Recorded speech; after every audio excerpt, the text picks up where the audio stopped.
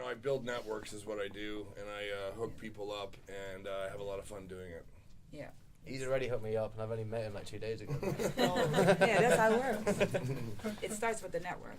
Yeah. Internet and breaking internationally starts with network. Yes, and that's one of the things that maybe people doesn't really get. It's like breaking international is about all the networks, and what we're seeing right now is like the major companies that like they only have offices in their own city or their own country have a problem right now because they have and they're also can only do it in their own. Universal can only send Universal also to Universal Germany, but we're also seeing that they're starting also using other companies as in a network. So the question is then probably from you is how do you get the network? So I would start with Tommy again. Get to know Peter. Yeah, that's why we're all here. Start there. Of course. our Oh network. shit! No, it's for me. I've just started out internationally actually. I've done a few. Oh, you're here. Yeah. But on a broader, other countries than Japan. So I manage. My son is an artist called Yohio, and so I managed him from before he was born. Record That's the deal. best type of 9 months in management. advance. Yeah, actually, I'm a musician. My father is, and we have a lot of music. It's not that, but I will tell you why. Because his name Yohio isn't a Swedish name. I just heard that me and my girlfriend we were like waking up a Sunday and put on the TV and they sang Yohio, some old Swedish musical. And I said to her, if we have a son, he will be named Yohio. And your wife had nothing to say about that. She was like, this is what She we're said doing. yes. Okay. And then 1 year later he came. So Yohio it was. Yeah. So you're building the network right now. I'm building that. Yeah, but how do you build in the network? I mean, oh of course. shit. You go to conferences like this. This is a good place because here, Live at Heart, you can go to. I've been to Liverpool Sound City, which is another one. I've been to Mondo, New York, which is like this, but in New York. I've been to Canadian Music Week. That's how I build the network. To get to know that country's market and which players to talk to in different genres.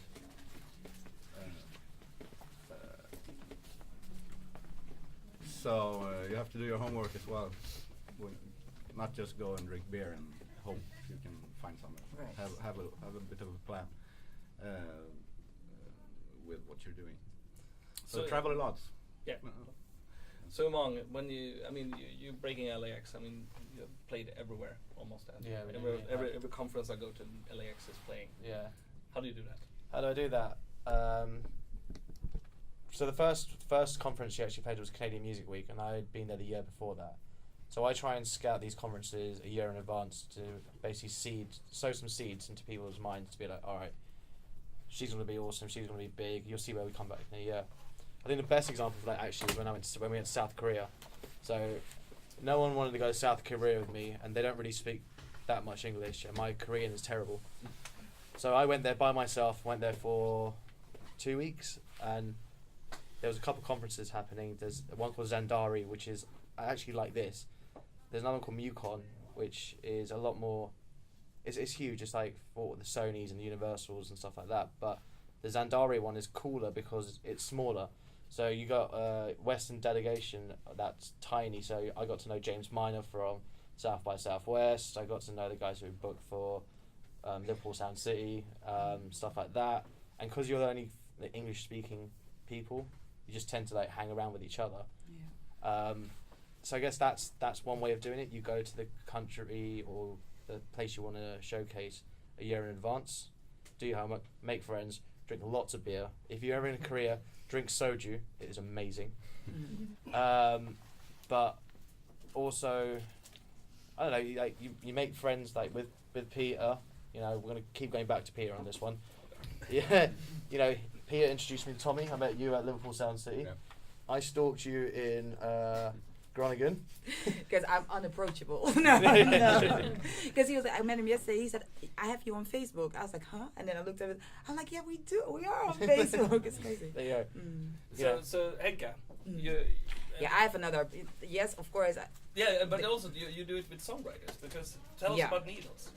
So my approach is a little different, even though I do a music conference and I came up with the concept of new school rules, and obviously it's important to go there if you're within the urban space. But I like to just go to the places that I want to do something at. And back in the days, I used to always go to New York, and before I would get on the plane, I would have a list, because this was back in the days where I had to read the Source magazine to figure out who was who A&R'd on what project, who was working where. And so I would read the XXL, and I would read Source, and I read Vibe magazine, and I note down all these names. And then I get on the plane, and I had this list of people that I wanted to meet in New York. Not knowing how the hell to meet them. So sometimes I would just be hanging out in front of the door for university. Like, I did that. Like, I came from a place where I did that. Just want to jump in Yeah. there. I did that in Stockholm on Monday. I It was a bit of a weirdo one where I was emailing someone from Warner. I know we're kind of working with Warner in the UK, and like, you got to meet this person. She clearly didn't want to meet me. She was like, I'm going to be in Denmark. And I was like, for some reason, I just didn't believe it. So then I just sat outside the Warner building for like 2 hours, and I saw her, and I went, "That's Denmark." yes, I like that. Yeah, she might not work with you, but at least she knows you're serious when you email. You gotta hustle this shit, yeah? Yeah, You gotta hustle. it's very true. Like, I will go to Justin. Puff Daddy used to have a restaurant called Justin's in New York, and I would go there. I have no money. I was a student still. So I would go sit at the bar and order one Coca-Cola and sit on the Coca-Cola for like 5 hours straight and see if anybody that I thought would be in the music industry will come in. And so at one point I met a guy that said, I run Bad Boy Records. And I said, really? And he said, yes. And then, but he didn't say like, come do a meeting with me or whatever. So I was like, okay, well, too bad. Then I end up networking with Bad Boy people, because obviously all of them came to Justin's after hours. And I was already sitting there, so it wasn't like I was stalking them because they were stalking me, because I was already sitting there when they came in. And so I ended up connecting with some of them from the promo team, and went to Bad Boy, and I walk in, and there's the guy that said he ran Bad Boy, and he ended up being the bouncer of the office that decided who gets in and out. But he literally decided who gets in and got out. And so he started smiling. He was like, oh, hey, yeah, that's my people. So the other guys was impressed because the bouncer knew me. It's very... So that's how it goes sometimes. A lot of times people focus on the people on the panels or on these big players in the music industry, but it's really about the first people I met from Babel were the promo team. So they were the guys that were handing out flyers, and because I was doing the same thing as my student job for Bad Boy actually in the Netherlands, we connected, and they brought me into the building, and they ended up introducing me to Puff, and Puff wanted my sweater because I was wearing a Puff Daddy record sweater. So sometimes it's about the people around you more so than the people that are already on a certain level, because they're going to grow with you. So I always urge people to connect with the people in the room sitting beside you. You should leave this room with this many people with at least 5 phone numbers before you walk out of that door, because that's what networking is. But I want to emphasize though, networking is cool, getting all these cards. Like, I went to meet them one year. I got home with like 362 cards, not knowing who the hell anybody was on these cards, because there was way too many people. And I didn't write anything down. So when you get a card, write down what you spoke about, so you can actually refer to that in the email. And then also, don't send just one. First of all, send an email, because a lot of time people take your cards and you never hear from them again. So start by sending the email and address something that you talked about, so people realize that you actually still know who these people are that you're emailing, and then continue the relationship. Don't wait till you have an actual, can you do me a favor, blah, blah, blah. Continue that conversation, because if you didn't continue the conversation, don't email me about, well, can you help me with this? Who the hell are you? Like, why are you emailing? Why am I helping you? Let me know that what's going on, and then by the time that you want something from me, I'll help you. I love helping people, but I need to know that at least you kept me informed before you asked me for a favor, or at least we have some sort of relationship. But what did you say? You said Needles, the songwriters. Oh, sorry. So now we're getting to the real one. the real story. Through the network, I think we're at a point with New Schools where people start referring each other to us. So now in the U.S., it's this thing like if you haven't been a panel member for New Schools, then what are you do? Like when you're in the urban space, what are you doing? Like, oh, you're an A&R, you haven't been to New Schools. Oh well, are you doing okay? Like for yourself. So that's really cool. But what they do is, so we do, so they refer a lot of producers to us as well. So at New School Rules, but also through the year, we ask producers, Grammy Award winning producers, to come to the Netherlands or to Sweden or wherever we set up the tour, and they do workshops and masterclass in between. Because to us, the creatives, so the producers, the songwriters, as well as the artists, are the basic of this music industry. Even though all these exec might be important, but in the end of the day, without the music and without the creators of the music, we can't do anything. So we like to emphasize and respect and pay a lot of attention to the creators instead of the. Is that what you wanted me to say? Yeah, we're around. Okay. So what did you want me to say? No, but it's also. I mean, what should you and I tell the story about? What's the Shell story about how to smuggle cocaine? No. Oh. We met. What's the Swiss town? Salzburg. Doing a Salzburg. Yeah, but you can take that one. Oh yeah. Okay. And that's what he actually talking about, doing a Salzburg. We were sitting in Midem on a conference, and actually here we were like sharing one glass of wine because it was too expensive. Oof, yeah. And a guy a friend of us, he said, do a Salzburg. And I said, what is a Salzburg? And he said, like, that's when you go up to someone that you know who it is and pretend that you know him or her in an elevator or something like that. And then you say like to that, like, hey, and it's like, oh, hello, Bob, or hello, and then they are confused because they have never seen you, and then they say like, okay, didn't we met somewhere? Maybe it was in Salzburg, and that's where it comes from. Usually what you do in the music industry is more or less you say like, oh, didn't we meet on Live at Heart or meet them or something, take something big, so because you don't remember all the people.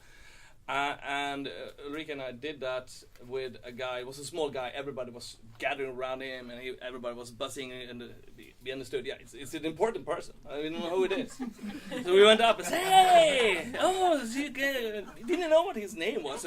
We couldn't say what it was. We said, hey, yeah, didn't we meet at South by? Yeah. And he was shy. You can see that he was still confusing. Yeah, he was very happy. But in the end of the thing, it's like, then all the whole showcase, we like hello, and he thought it was, and he actually still thinks that we know him since that, because we over the years. But now we actually know him. Exactly. After a while, we learned his name is Ralph Simon. Is the guy who has started Samba and Backstreet Boys and all that kind of stuff. And in the end, yes, so I met him on a conference, and now he knows what my name is. But for like 3 years, he was just going around, hey! I haven't got a favor out of him.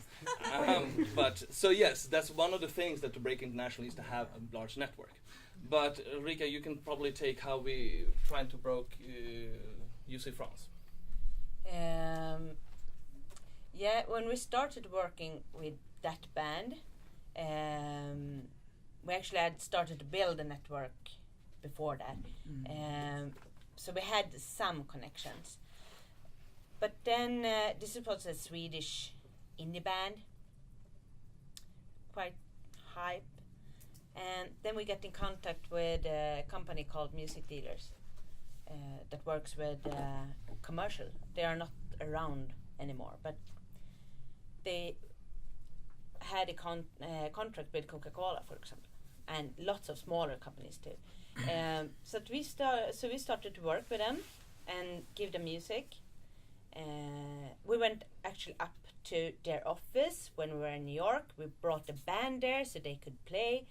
Everything, yes, so they should recognize us. And one day we got a message from them that we need a song for a huge commercial. They couldn't say what it was. So, but they said that, yeah, we want it in this kind of music. we sent one José France song, and they said, yeah, similar to this one, but we want you to change lyrics and some of the melody. So we talked to the band, and they accept to do it. That come out to be like a worldwide campaign for Coca-Cola. Coca-Cola had a contract with another company that they had to use their band. So our band that wrote the song wasn't allowed to sing on the commercial. But of course we accepted that too, and said, yeah, but it's okay. But as long time you can have like on YouTube, so you can give credits to our band, then it's okay. So when they released it, people started to like listen to the music and think that, oh, this is a really, really great song. So they found out that the band that actually wrote it was USA France and I Whistle, and started to listen to their other songs. And because, we helped them out a lot too, because Coca-Cola, they were not used to work with new bands. So they did a couple of mistakes. We could have sue them totally if we wanted, but we said that but we helped them instead. So instead of sue them, we helped them out. So because of that, they brought our band to. They were a sponsor of the Olympic Games in London, so they brought our band to play on the arena. There. Oh, was that? That your band? Yeah, That's our cool. band was there. Yeah. The bad part was that the band was Mark Ronson. Right. the band inside the band, they had a conflict inside the band, so they went off the stage and broke up. But we have at least played on the Olympic Games, at the Olympic Games. So, Emma, since you're one out here, but the story about, you took Marystown around the world. Yeah, it all kind of started, I was a hired drummer for a long time, so I had friends in the music industry. So I was playing with whack loads of bands all over the place and touring across Canada in all the hellholes that everyone wants to make you believe aren't.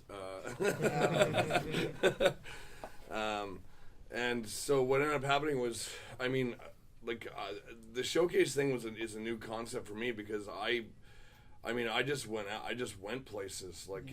You can't be afraid to meet people. You can't be afraid to travel. You are your greatest ally, and don't be afraid to help other people and to be open. And that all started really with, when I finally kind of figured out that I wanted to do music, I already had made friends in the music industry from doing favors. There's a record label in Canada called Indica Records, and they handle Half Moon Run, a couple other bands you probably haven't heard about because they're Canadian and Australian, but what ended up happening was they needed a van driver when they were doing festivals, and I'm like, hey, I can do that for you, kind of thing. And it turned out they just got off tour with Mumford & Sons. And they were making their way at the time, and then now I'm friends with the guy at the label, so now he's like, hey, meet my friend, and then I started getting radio play in Portugal, so I wanted to go into Portugal, and when he found out I was going to Portugal, he was, hey, why don't, if you're in Portugal, why don't you meet me in Paris, and I'll make you a bunch of friends. So I ended up in Chinatown in Paris, and I'm sitting there with all these managers around this table and guys from all over the world, and we're all hanging out, and they're like, what do you do? And I'm like, oh, I'm in a band, and they're like, and the next thing I'm in Denmark, and so the thing is, you travel, you meet people, you have these experiences, and then all the people you're meeting, the next person you meet is that they can become part of your network as well. And when you invite people in, it entices them to invite you in as well, if they're cool people. So if they end up being cool people, then you attach to a network. Meeting Peter was random. It was a very random occurrence where I had toured Sweden once before with a good agent, and we did some good shows and stuff like that. And I went into Germany and played. Then I came back to Sweden, and they set up a bus for us and everything. Like we had our own tour bus. We got picked up at the airport, and the guys from my band were like, "Oh my God, I can't believe this is happening! Like this is a dream come true," you know. And that's because the friends I had made when I was here before. Now part of the tour was booked by another guy, and it kind of like, you know, we just kind of experienced it, and it went off. But then the next year I was invited to like play festivals in Sweden now. And then into Eastern Europe and all this stuff. And then I started talking with Peter, and Peter's like, yeah, I do publishing, I do this. And then what happened, my tour fell apart, and the news of my tour falling apart, like, reached India somehow. And then this guy from India got a hold of me. He's like, hey, I've always wanted to tour into Europe and the United States and Canada. I was like, great. What do you do? He's like, I play in an English rock band. And I'm like, oh, I got these rock record, like, songs that I haven't released yet. You know, let's put a band together. And like, great, let's tour in India. So, and like, you know, but the thing was, touring in India became a huge thing. Like, you know, we did TV and festivals, and we got into like Rolling Stone magazine, and it was nuts. So, yeah, you just got to be cool and likable. Be That's what I fearless. said. Yeah. It starts with likability, because there's always somebody better than you skill-wise. But I'll mess with anybody that is likable before I mess with the best person that's a dickhead. Yeah, and It's don't that be simple. afraid to introduce people, because people, if they're too aggressive with other people, your people are going to know that. Like, if you're good with people, like myself and Peter, like everything that comes into me now, I feed straight to Peter, and we have conversations about everything now. So if there's a person that comes into the network and they're, you know, you're kind of like, oh, I don't want to introduce them to this person or that person, or you want to hide friend. Like, don't. Like, that person, you won't get along with that person. There's going to be a reason why they're not going to get along with your network either. So, like, just treat everybody equally and try to be as nice as you can. And it's not what you can take, but it's what you can give. Yeah, definitely. But also, I will add to that. I think it's not. I would call it build a family more than networking. Yeah, because meeting people that you want to hang out with and you love them for real. So when you have that, all my contacts I'm getting now, when I meet you, here, have them. Yeah. You're my friend. Yeah. Let's.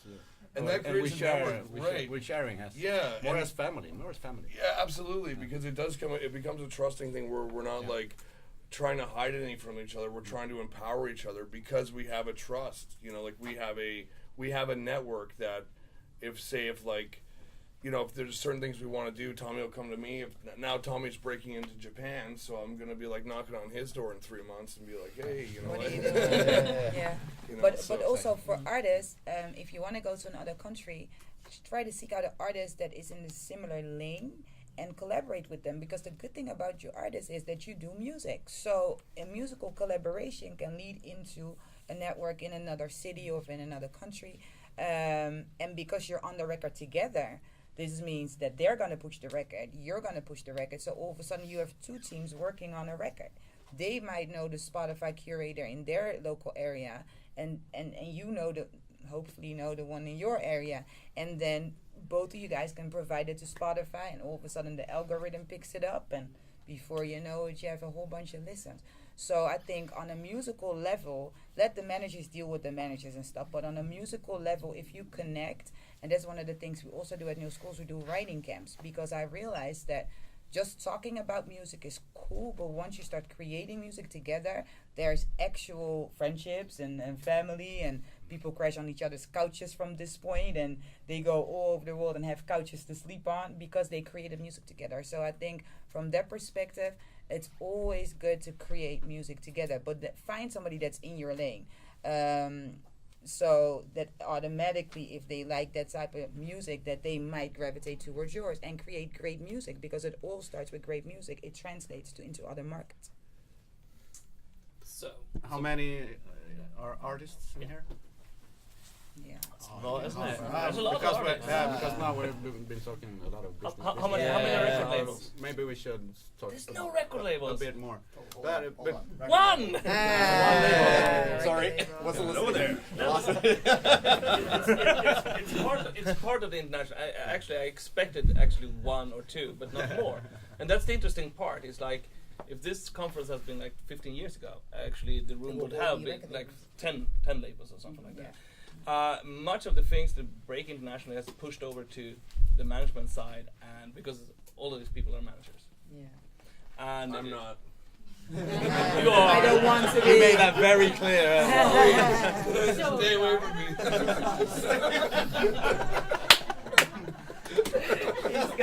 Stay away. So, but it's a truth about it. It's like that the international thing is it's easier than ever. I mean, I started out in the record industry 30 years ago, and back then my rescue was 1995 when I got internet, and I found a list of 2,000 record labels around the world, and actually start stalking them.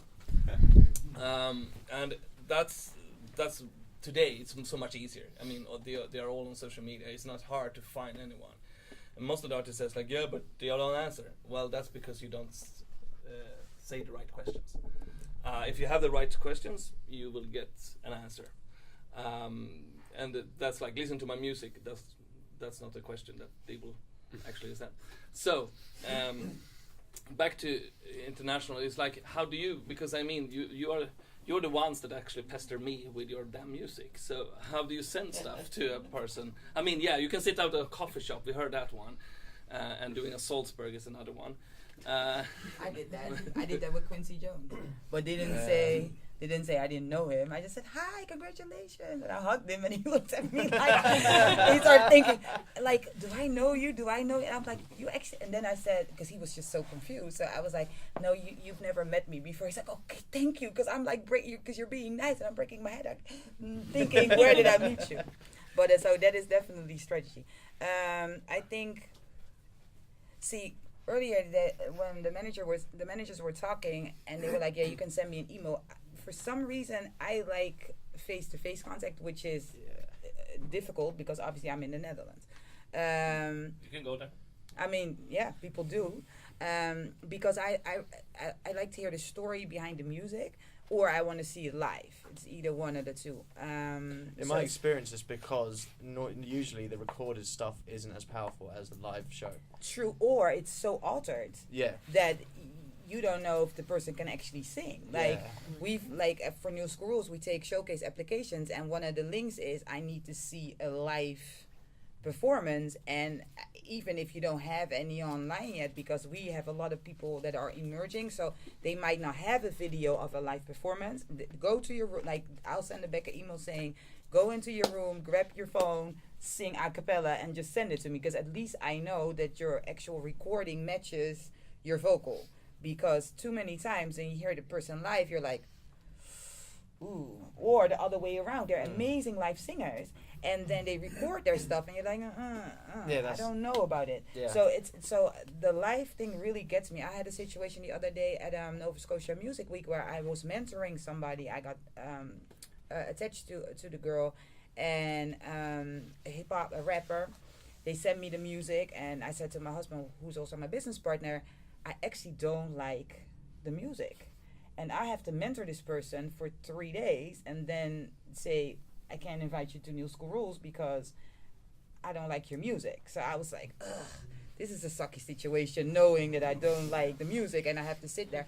So the first day we just talked about life and about whatever. And then the second day we talked about the music industry. And the third day I'm like, oh, how am I going to say that I don't like the music? And then she was like, I'm performing live tonight. I was like, okay, can I hold back on giving you my opinion of your music until I see you live? Because, I just want to make sure that it all is sort of the same. Yeah. And so she goes, yeah, that's fine. So I went to the live performance and she was crazy dope. But I mean, I was so relieved. I was like, yes, I can actually say I like her. But the recorded music was whack. Like the songs were not good. But the live performance was like, yes.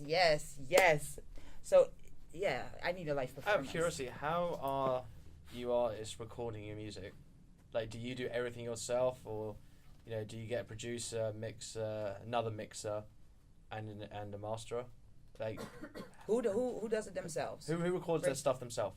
Except like records, Seven does master. everything personally? Or Okay, Yeah. so who produces their own music? All right, now who mixes it themselves? All right, now who masters it themselves? Okay, mastering. You guys must be geniuses because not even I can figure out mastering. All right, I always like to send music. I always like to use different people for music, right? So Elle, she writes everything, she produces it, but then we have like another producer just to they can do stuff that she can't, right? Then we get another mixer, then I get another mix done, right? Because you always need to have fresh ears, and then you get the master done, and get the master, and it is worth the money to go somewhere decent. Like I always use Metropolis or Air Studios in the UK, because I'm trying to emulate what I can hear live, which is powerful drums, heavy bass and dirty driven guitars. I need to make sure I can get that across from the track, right? And sometimes we're a pop act, all right, but because we've got distorted guitars, because we've got these like heavy rock drums and then we got trap sounds, I need to get these different people to be like, all right, there's a trap bit, cool, I got that bit, got the rock bit, that's that done, right? If I get sent a link with shit music, or it could be good song, but I'm like, they clearly didn't give a shit about how it sounded, right? And I know it's expensive, but this way you have to plan your releases, and when you're sending them internationally, you want to let that person know we put our heart and soul into this, and it's. I'm not saying that you guys are doing bad jobs. I haven't heard of it, right? But the amount of times I do get a track from an international artist, and you're like, "You are happy with this?" But just to add to what you're saying, is like it's not always about your music either. It's a lot to do with your story. Yeah. And that's why like for me, to get to the different places I got to, was because of the things that I had already done. Yeah. So one of the things that you want to do is like it's super important to build your story. And how do you build story? Your story is full of characters. I mean, it's the same thing as writing a book.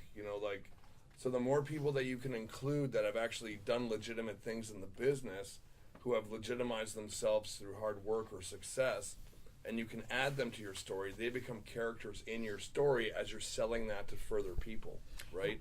Yeah, but also do your homework, because I get a lot of emails from completely different genres. Like, it's like, hi, I'm this hard rock band from this, and I want to play New School Rules. And I'm like, but that's weird because we are an urban festival. So thank you for your email. It happens all. You'd be surprised. I didn't see the copy paste thing yet because it doesn't turn purple on my thing. But it's weird. I'm like, why would I send? Because it takes you time to send the email. So you might as well do the research. Like when I go to a conference, there's a couple people that I spoke to, that Peter introduced me to a band yesterday, and it was funny because the lady said, yeah, I'm this person. I said, I know, because you do this, and this, because I had read through all the bios for a lot of the panel members. Because the ones that, and especially the ones that I was like, oh, this might match, or this might be similar or whatever. So she was like, oh, really? And I was like, yeah, because you do this, and this. And she was like, okay, cool.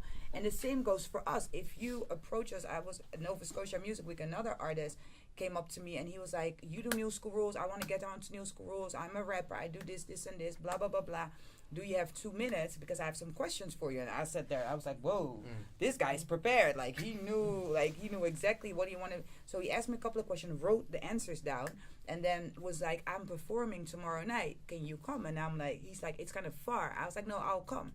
And on my way there, I was just hoping that he was good, because he was so informed, and he came to all the panels, and not even only my panels, but he was just at the panels, writing everything down, asking questions and stuff. He was just very engaged.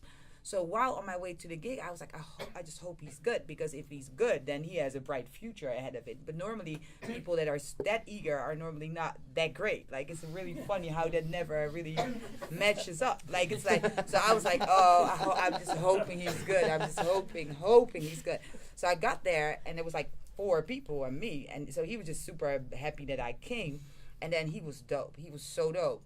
And I was like, and I'm like looking around me like, oh, there's nobody here. I'm here and he's dope. So this is great. Like Mine. So this is mine. So I like put him on my Instagram, but I didn't put his name because I knew if I put his name, then all the people that are watching my Insta stories would labels and stuff would start hollering at him. So I was like, so he's amazing. Y'all think he's amazing? He's amazing. And I just kept, and then my connects at the labels was like, who's this guy? Who's this guy? You're too excited. Who's this guy? And I was like, I'll tell y'all later. So he came to New School Rules, but while at New School Rules, he got a little overwhelmed with all these other great artists. And so he didn't perform the way he was supposed to and went home and was like, yo, I need to step up my game. So since then, he's been way more productive and challenged. So sometimes the being engaged, doing your research really also helps build that international network.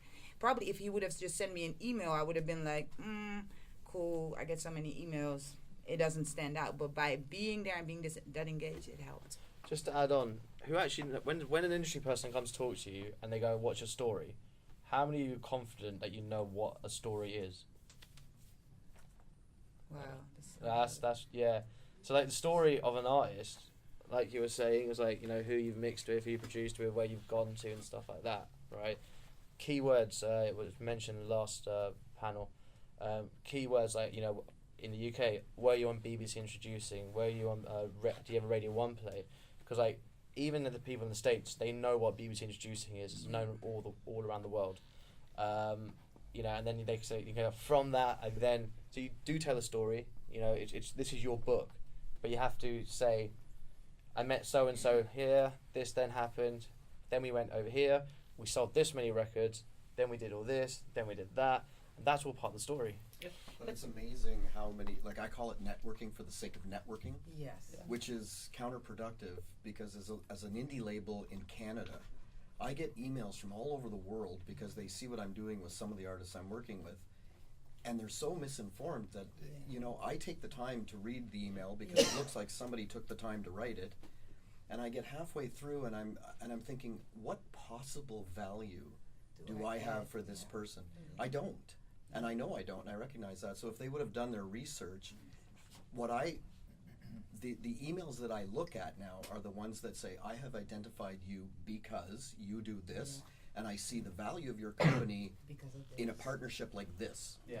Right, but on the other hand, like, I mean, it's utterly shocking that one person put up their hand for story because the only way I even built anything I ever did was because I would tell people, yeah, so I went over here and I did this and I know this guy who does this and, you know, you should meet this guy over here because he's super cool too. And, you know, if you, him, and me, and him, and that guy, and the other girl over there, we all did this, we could do this, you know, so, I mean, you gotta be able to talk to people, man, like, you gotta be able to, like, you gotta care about what you're doing, you gotta be able to say thank you to the people that help you, and, like, make sure, like, everybody else knows it, too, because everyone wants to be surrounded by positive people, you know, like, even in your daily life, so, if someone hooks you up, like, you gotta say thanks, like, make them aware, and then, if you can think of something that you can do with them, like bring someone else in that how they can work together, you know, like, because this is about people working together to work for you, you know. I think I might have misunderstood what a story is. I thought it was like your life story, like That's your biography. You know, this That's is your what biography. Well, not a biography, but like I write about, I don't know, my childhood. It was rough or something like that. That's fine. That can be part of your story. Right, like we're talking about excerpts here, right? Like when I say like, you know, like people are gonna care about your story. It's like, you know, if I'm meeting you and I'm like, hi, I'm Evan. You know, I've done this, this, and this, and I've done this, and you'd like, oh yeah, well I had a rough background and I've done this and this. All of a sudden we're communicating. Yeah. So the thing is like this is your story is a part of your communication with another person. You know, and this is set up so I built a global network of my own. And then with Peter having his network and us putting it together, now we're having Alive at Hearts happen, you know. In terms for an artist, for an artist, right, so I'll give you an example for part of Elle's story, okay? There's been a lot in the media about the underrepresentation of women in music, and, you know, some shocking figures came out that like less than 2% of the songs in global charts are actually written by women. And even though they're sung by women, they're written by men, right? So she wanted to do a song about this, So she, and I was telling you about this, she wrote the song herself, she fully produced it herself, got female mixers involved, female masters involved, and these mixers and masters did have some big names, like they worked with Coldplay, Sonic 6 Boom. So they're great at what they do. They're great at what they Wait, do. Sonic 6, I think I know them. Yeah, I mean they're like a reggae rock band. Yeah, Sonic Boom 6, that's the name. Sorry. But yeah, so she mixed with them, and then the only male that was actually involved was me, but that was to facilitate, manage diaries, stuff like that. And then like we made sure that in our press team it was the girl in the group that was doing the press for it, and that became a story. You know? Yeah, so if you don't have one yet, you can build one. So for instance, go somewhere where you're out of, like, where you feel uncomfortable, and then all of a sudden you realize that by not being one of the group, that can help you start building your story. We had a situation where there was an artist that did Bruce Springsteen type of U2 music that came to New School Rules, which was odd. Because and he played his demo, and his demo was so different, but yet again so great that Rock Nation seeked him out. Rock Nation called me 2 weeks later and said, "Find me this white guy." Now, New School Rules has a lot of white people. There's a lot of black people, yes, but there's a lot of white people. So I was like, "What do you mean? How am I going to find this white guy amongst 1,000 delegates?" He's like, "I don't know, but find him," because he was amazing. So I'm like, okay, so it takes me like 5 days to find this white guy that I knew as a producer that started singing. And we end up going to the US. So in his story, that was all part of his story. Well, I went to New Schools because I felt like, let me go somewhere where I'm uncomfortable. You know. So part of my story, for example, Yeah. would be that, I booked these tours and I collaborated with these people. Like, so it's more of Okay, that so- kind But of... where did you meet these people, and how did you get to book the tour? Over Because that's Facebook. I booked 2 England tours over Facebook. so only. that's Cool, your that's story. cool. That's That's part of your that's story. part of it. That'd That's be part- like a sentence in a paragraph about Yeah. it. Yeah, I mean, I know you wanted to talk about like why you write the songs and how you write. You still put that in there. Yeah, It's just you got to kind of put then you got to put the journey, yeah. right? So then you're like, this So, is like, who I am. that's the story rather than Yeah. like your life experiences or... Well, you, That's but part you, of the but you can story. still You put that mix in it there. in. So like Yeah. before I started working with Elle, she went to LA to find herself, right? And then she wrote a song called Lost in LA, and then Google picked that up and then made that into a worldwide campaign about Google Play being international. But do you see what I'm saying? So that was part of the story for that campaign. So I think that's how you should mix up your actual, what you think a story is, and then mix it up with facts and name dropping. Yeah, and the people you name work dropping. with. Yeah. All right, we have to wrap it up because it's getting too little air in here. We have a panel tomorrow, Yohio. So, He's got a great story. Your son's so got an amazing that's story. all that panel is about story. Yeah. So that Unfortunately, in Swedish. I think we will mix a bit. Oh, you got Yeah. it. Okay. It'll be hard. Let's see which kind of audience we have. But you should talk to him afterwards because your son's story is amazing. That's me. Yeah, I heard it 2016. I can take a really short one for that. Yeah, really short one because It's actually 25 he was minutes. touring Japan when he was 14. Wow. I can say that. His band 'Cause you abandoned your child at his 14. band toured Japan, blah blah blah. Or I can say, my son said to me when he was, he said to me, "I want to play in Japan," and I said to him, "With my band, okay, do that." I want to play this because he Googled up, he knew every Visual K place in Tokyo. He knew my favorite band started there, and then you go up to that capacity, and then you play at that cool place. He had Research, done he this. This is researched it. research. Yeah. This is Yeah, what he yeah. loved. I want to do that. And I said to him, "Okay, but you're telling me you know everything. You know what clubs. Send them an email with your band." And he started to study Japanese, so put a bit of Japanese first, and then English, and then your songs, and say, "I want to play at your place." Because blah blah blah, cool blah. And he got back to his room, closed the door, and then he got out to me because I taught him to use a email program so he can see how many people and which one and how many links I clicked. Nice. Yeah, that kind of thing. So use that program. Was that And he got into his room, he closed the door, and then the next day he came to me. Look here, they have opened the mail 14 times. Yeah, call them. Nice. What? Yeah, call them. So we called him and he booked the gig. And then 3 days later, so then he got back to his room. 3 days later, he came out. Now I have the tour. Eight gigs in 9 days. Nice. You're like, ugh. He booked the tour himself. I just said do it and gave him the Obrigado. program. It was he Yeah. was, and I'm the manager. So this is also Yeah. what I do as a manager. I don't do these No, things. you That's stimulate. his. That he Yeah. want to do that. Okay, I will help you. I said book it. I will fix the. I go to the publisher and Get so an we advance. get some money for the plane rights. Yeah. I can go to. We had some You deal with facilitate. Universal Right. about Yeah. money for the hotel room. I will fix that. Yeah, that Of part. course. Yeah. Yeah, and But you got to do something yourself. but he also fixed his own tour manager. I didn't have to do now that. you don't have to come Wow. because I did Halfway, this so- myself. That's funny. Okay, That's we're gonna that's run one it story. That's one story. Yeah. Yeah. Yes, we're gonna run it up. Thank you for being here. Now on to the next panels.